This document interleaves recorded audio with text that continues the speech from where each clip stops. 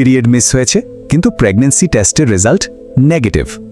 এটা কিন্তু খুবই কমন একটা সমস্যা, আর এমনটা হলে সত্যি মাথা গুলিয়ে যায়। তো এরকম পরিস্থিতিতে ঠিক কি করা উচিত? চলুন আজ এই ব্যাপারটাই একটু সহজ করে বুঝে নেওয়া যাক। এই যে একটা ধোঁয়াশার মতো পরিস্থিতি তৈরি হয়, তাই না? শরীর একরকম সিগন্যাল দিচ্ছে কিন্তু টেস্টের রেজাল্ট বলছে সম্পূর্ণ অন্য কথা। এই দুই রকম তথ্যে মনে দ্বিধা তৈরি হওয়াটাই তো স্বাভাবিক। ঠিক এই প্রশ্নটাই মাথায় ঘুরপাক খায়, তাই তো, যে পিরিয়ডের ডেট পার হয়ে গেল অথচ প্রেগন্যান্সি টেস্টের ফল নেগেটিভ আসছে। ব্যাপারটা আসলে খুব কনফিউজিং। তবে প্রথমেই যে কথাটা বলে রাখা দরকার সেটা হলো একদম ঘাবড়ানোর কিছু নেই।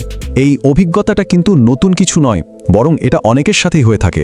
তাই এটা কোনো অস্বাভাবিক ঘটনা একদমই নয়। আচ্ছা, তাহলে প্রশ্ন হলো কেন এমনটা হয়? এর পেছনে তো নিশ্চয়ই কিছু কারণ আছে, তাই না? চলুন সেই সম্ভাব্য কারণগুলো কি হতে পারে তা একটু জেনে নিই। কারণটা বুঝতে পারলেই কিন্তু সমাধানটা সহজ হয়ে যাবে। এর পেছনে কিন্তু বেশ কয়েকটা সাধারণ কারণ থাকতে পারে।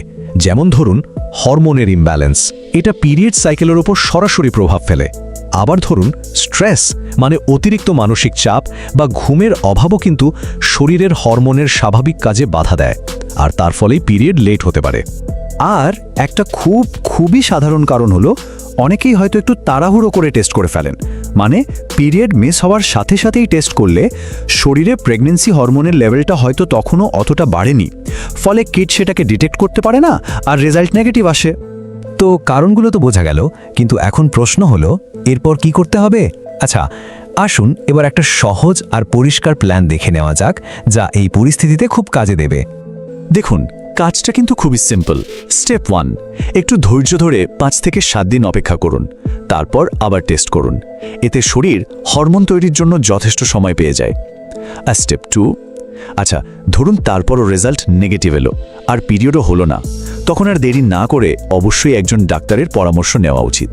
আশা করি এই ছোট্ট আলোচনাটা অনেকের মনের দ্বিধা দূর করতে সাহায্য করবে। এরকম আরও দরকারি তথ্যের জন্য আমাদের ফলো করতে পারেন। সবাই সুস্থ থাকুন আর সচেতন থাকুন।